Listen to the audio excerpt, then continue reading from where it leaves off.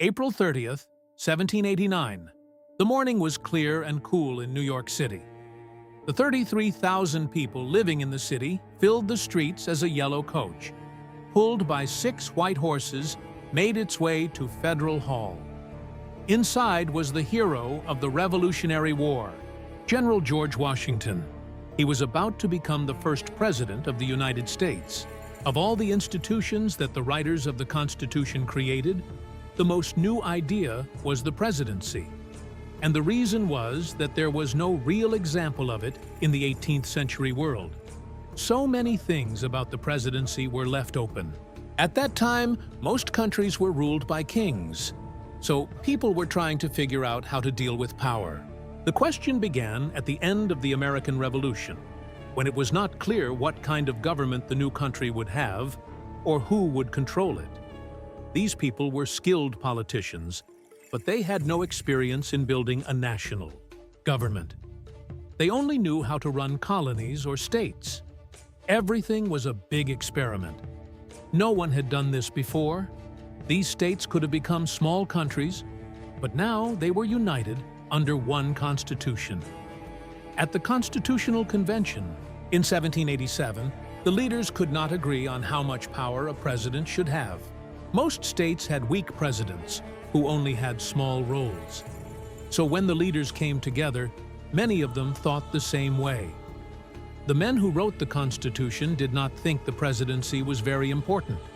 For them, the heart of the country was Congress. Congress represented the states, while the president would be one central leader. There was a strong debate about this new role. How much power the president had would decide how the government worked. The Founding Fathers believed that King George III had abused his power, so they gave the president limited power. They created strong courts, a strong Congress, and a weaker president. They wanted the president to follow what Congress decided.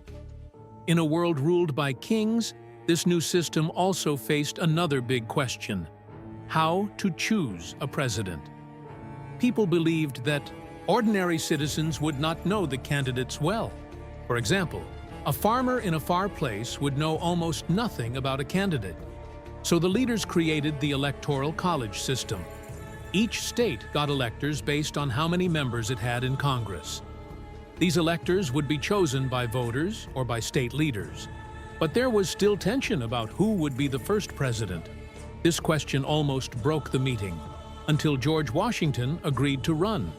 Many people trusted Washington. They knew he would not try to become a king because he had already given up power after the war. Because he refused power before, people trusted him more. That is why he became the first president. The first presidential election happened on February 4th, 1789. 69 electors voted. The winner became president, and the second place became vice president. Washington got all 69 votes.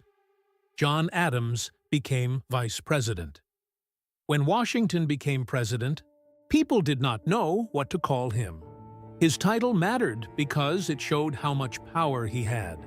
John Adams wanted a royal title like His Majesty, but Washington chose a simple title, His Excellency the President. This meant people did not shake hands, they bowed instead. Also, Washington did not like shaking hands with everyone. He believed the presidency should have dignity. Everything Washington did was important because he was the first. Every day, he had to decide what a president should do. Should he attend dinners? Should he go to funerals? No one knew. So Washington asked others for advice. He created a group of advisors called the Cabinet. These people helped make decisions and guide the country. The Constitution mentioned officers, but not this group meeting together. Washington created that idea. Over time, the cabinet grew from 4 members to 15, but its job stayed the same. Washington chose smart and experienced people. He did not choose people who only agreed with him. He chose strong thinkers. He picked Thomas Jefferson, Alexander Hamilton, and Henry Knox. Whenever he had to decide something, He asked them. Washington spent his first year in New York City. Congress met at Federal Hall, and he lived nearby.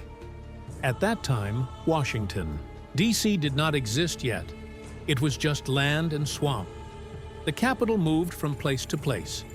Southern states wanted the capital in the South. Northern states wanted the government to pay war debts. This led to a compromise. The capital moved to Philadelphia for 10 years. Then it moved to the Potomac River area. Washington helped plan the new capital. He even helped design the president's home. He liked oval rooms, so that design was used in the White House. His days were busy, from early morning to afternoon. The government was small. There were few workers and a small army. But this was the beginning of a big system. Years later, in 1828, Andrew Jackson ran against John Quincy Adams. Jackson wanted revenge for losing earlier. Jackson was a fighter and had even been in duels. Both sides used strong attacks in the media. There were many newspapers, and people argued about politics everywhere. The news was not neutral. It supported one side or the other. Jackson won the election easily. This showed that democracy was growing. More people were voting than before. Jackson became a symbol of the common people.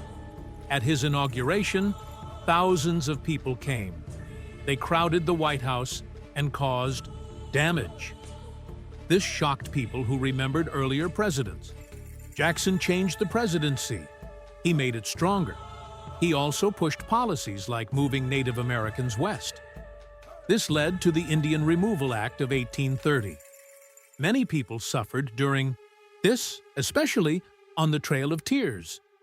Later, during the Civil War, Abraham Lincoln became president. He used strong powers to protect the country. He took actions without Congress when needed. He became a powerful leader during war. He used tools like the telegraph to manage battles. He also issued the Emancipation Proclamation to free slaves. The war was difficult, but he continued. At the Battle of Gettysburg, the North won a key victory. Lincoln gave a short but powerful speech called the Gettysburg Address. It became one of the most famous speeches in history. In 1864, he was re-elected even during war. Soon after, the war ended. But on April 14, 1865, Lincoln was shot at Ford's Theater. He died the next morning. He became the first U.S. president to be assassinated. His death shocked the nation. He had planned to rebuild the country, but did not get the chance. His vice president, Andrew Johnson, took over. Lincoln had changed the presidency forever. He showed that one leader could guide a country through crisis.